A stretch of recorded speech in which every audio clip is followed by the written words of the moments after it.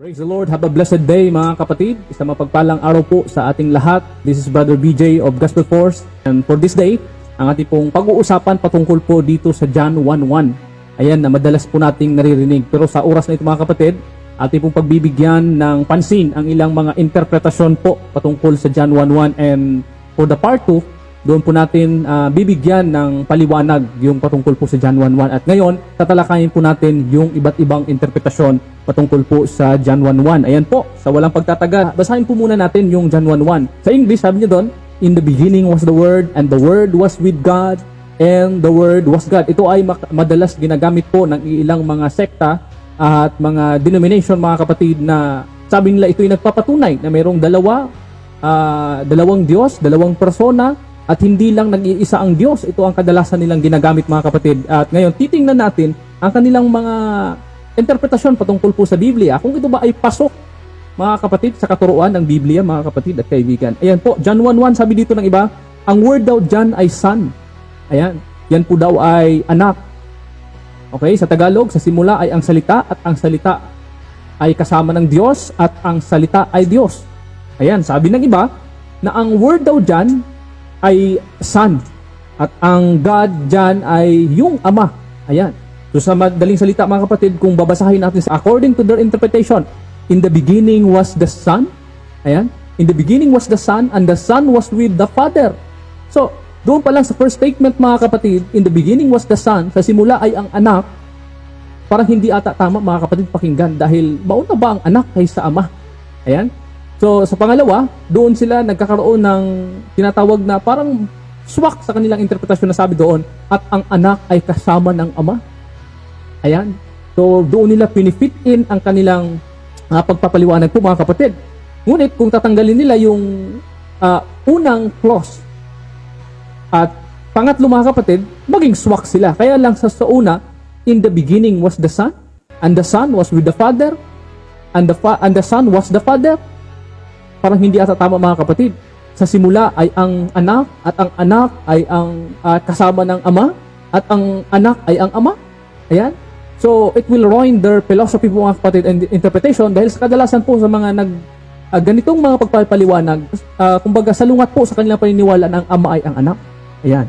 So, pangalawa mga kapatid, sabi nila dito na ang word daw ay anak, at ang God dyan ay ang tinatawag hango sa tinatawag nilang Elohim mga kapatid, na ang ibig sabihin daw, pag sinabing Elohim or God or Theos, ito ay tinatawag na Trinity. Ayan. So, titingnan natin mga kapatid kung yan ba ay swak sa katuruan ng Biblia. Ayan. Titingnan natin ang kanilang pagpaliwanag.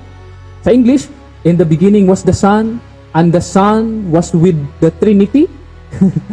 Paano yun mga kapatid? And the Son was the Trinity? Tagalogin natin. Sa simula ay ang anak, at ang anak ay kasama ng Trinity. So, hindi na swak doon mga kapatid. At lalo na sa pangatlo, sabi doon, ang salita ay Diyos. Sa kanilang paniniwala, ang salita ay anak, at ang Diyos ay Trinidad, at ang salita ay Trinidad, mga kapatid. So, hindi na magsuswak doon mga kapatid. Pangatlo, sabi dito, yung ibang pagpapaliwanag, ay yung word daw dyan, yan daw ay pangalawang persona, second person. At yung God dyan, yan daw yung three person. At titingnan natin mga kapatid, in the beginning was the second person. Ayan. So, parang hindi na agad swak mga kapatid, dahil sa simula ay mauna pa lang second person, dapat first person muna. Ayan. So, titingnan natin, in the beginning was the second person, and the second person was with the three person. Lalabas, apat na persona na ito mga kapatid. Sa simula ay ang pangalawang persona, at ang pangalawang persona ay kasama ng tatlong persona. Maging apat na mga kapatid. So, dyan pa lang ay masisira na agad ang kanilang interpretasyon, mga kapatid. Talagang kinokontra na nila. At ang sa pangatlo, meron pa pangatlo, and the Word was God. Kung ang Word ay pangalawang persona, at ang God ay tatlong persona, lalabas mga kapatid sa pangatlong clause na sinasabi doon na at ang pangalawang persona ay ang tatlong persona. Diba mga kapatid, ang gulo talaga. Ayan. So, dyan pa lang makikita natin agad mga kapatid, yung kanilang interpretasyon, kung yan ba ay mag-fit in doon sa nakasulat sa Biblia mga kapatid. Ayan. Mayroon ding nag-interpret mga kapatid na ang word dyan ay second person. Ayan. At ang God dyan ay yun daw yung first person. Sa Tagalog, ang salita daw dyan, sabi nila, yung sinutukoy na salita, yan daw ay ang pangalawang persona. At yung God dyan, nakasama ng pangalawang persona ay yung unang persona. Na ito ay tumutukoy, yung tinawag nilang pangalawang persona ay ang anak, at ang unang persona ay ito ay tumutukoy sa ama. And titingnan natin mga kapatid, in the beginning was the second person. Okay? Doon pa lang mali na mga kapatid. Dahil hindi pwedeng maging in the beginning was the second person. Dapat first person muna. Ayan. So, and the second person was with the first person. Ayan, medyo pwede pa mga kapatid. Babagay sila doon. Kaya lang may pangatlo pa. And the second person was the first person. Doon na magkakalito-lito mga kapatid at kaibigan. Kung titingnan niyo ang kanilang mga pagpapaliwanag patungkol dyan sa John 1:1, hindi talaga sasang-ayon sa katuruan ng Biblia mga kapatid. Dahil isang talata pa lang yung ating tinitingnan ay hindi na po mag-fit in. Pasensya na po mga kapatid, ito po ay aralan lamang at malaya po kayong umunawa at umintindi sa kanila pong pagpapaliwanag at suriin nyo mga kapatid kung yan ba ay hindi kumukontra sa nakasulat Biblia mga kapatid. Kung yan pong interpretasyon ay kukontra sa nakasulat mismo sa Biblia, yan po ay maling interpretasyon po mga kapatid kaibigan. So dito, meron din dito naniniwala na ang word daw dyan or salita na sinasabi sa John 1:1 ay si Jesus Christ at ang God daw dyan ay yun si Jehovah. Okay? In the beginning was Jesus. Okay? Or word. And Jesus was with Jehovah. Okay? So, kung titingnan natin doon, okay pa. Kaya lang, sa ganitong mga nag-i-interpret ng Biblia, hindi naman sila naniniwala na si Jesus ay si Jehovah. Kaya pwede nila siguro tanggalin ang pangatlong clause. Kasi sabi doon, and the Word was with God. Kung ang God ay Jehovah, at ang Word ay si Jesus, lalabas doon mga kapatid sa kanilang interpretasyon, and Jesus was Jehovah. Kaya lang mga kapatid, hindi po nila accept ang ganitong pagpapaliwanag based doon sa kanilang interpretasyon. Sa madaling salita, kinukontra nila mismo ang kanila pong interpretasyon doon po sa John 1:1.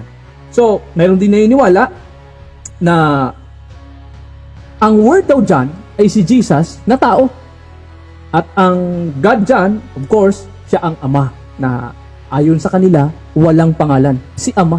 Ayan. Alam natin yung mga nagtuturo ng ganito mga kapatid na si Jesus ay tao lang sa kanila. Ayan. Titingnan natin kung mag-fit in ba sa katuruan ng Biblia ang ganitong interpretasyon. Ayan. Titingnan natin. In the beginning ay tao. Sa simula ay tao. At ang tao ay kasama ng Diyos. At ang tao ay Diyos.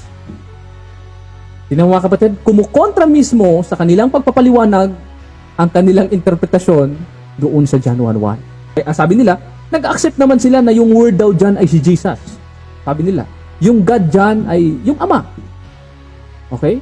Pero sabi nila, si Jesus dyan ay hindi Diyos, kundi tao lang. O titingnan natin, sa simula ay si Jesus. At si Jesus ay kasama ng Diyos. At si Jesus ay Diyos. Pagdating doon sa third clause, hindi na sila papayag na ganun mga kapatid. So, kung makikita natin ang iba't ibang klaseng interpretasyon, napakasimpleng talata mga kapatid sa Biblia, sa John 1:1, pero mismo ang kanilang interpretasyon ay kanila mismong sinasalungat dahil ito naman talaga ay salungat sa sinasabi ng Biblia. Ngayon, ano bang ibig sabihin ng John 1:1? Paano ba natin ito i-interpret? Ayan, yan po ang pag-uusapan natin sa mga susunod natin na video po mga kapatid. Ngunit, bibigyan natin ng kapaliwanagan. Bakit ba nagkakaroon ng ganitong pagpapaliwanag at interpretasyon patungkol sa John 1:1? Una, dahil po mga kapatid, unang problema, hindi nila inaalam yung konteksto po ng Bible. Yung konteksto po ng tinatawag natin na talata. Sa pag-interpret po ng Biblia, kahit anong interpretasyon, napakahalaga po na maintindihan natin sa context mga kapatid. So ngayon, ang context, ano bang context ng John 1:1? Ito po ay madalas nilang sinasabi at kino-connect sa context na Godhead, which is hindi mga kapatid. Yan po ay pag-uusapan natin sa next na video. Ayan.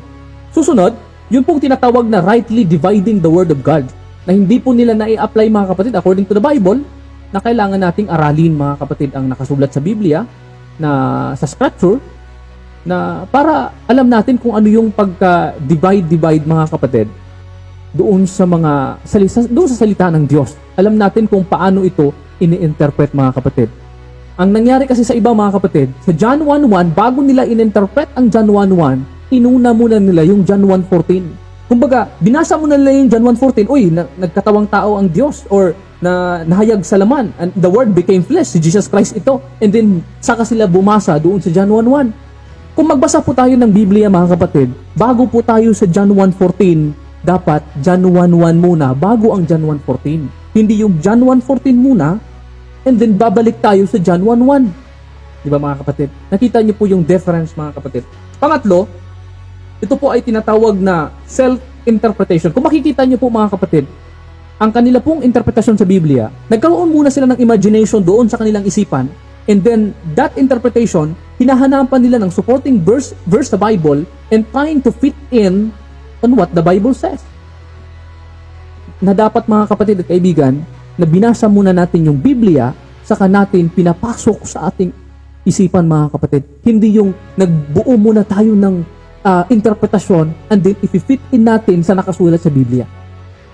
Okay? Next mga kapatid, na naging problema dito, ang iba naman ay wala talagang alam, kundi ito po ay na-deceive lamang sa maling mga katuruan o interpretasyon, at naisabuhay na rin nila mga kapatid na hindi nila alam at hindi sila nagsuri doon sa kanilang narinig na yan ba ay tamang interpretasyon sa Biblia. Ayan, so salamat po mga kapatid sa oras na ito. Pagbibigyan po natin yung linaw sa mga susunod po natin na video patungkol po sa John 1:1. Ano nga ba ang ibig sabihin ng John 1:1 mga kapatid? Again, ang John 1:1, hindi po Godhead ang pinag-usapan dito mga kapatid. Ayan, hindi po Godhead ang context sa John 1:1 mga kapatid. Yan po ay dapat nating maintindihan. Kasi doon pa lang sa unang mabasa natin, in the beginning, alam natin mga kapatid, when we say Godhead or God, He is eternal, wala po siyang simula, wala po siyang katapusan. And doon sa John 1:1, sabi doon, in the beginning. So doon natin makikita mga kapatid, hindi po Godhead ang pinag-usapan dyan. Yan po pag-uusapan po natin mga kapatid sa next video po natin. And thank you for watching, thank you for your time. Salamat po sa panonood, and God bless us all.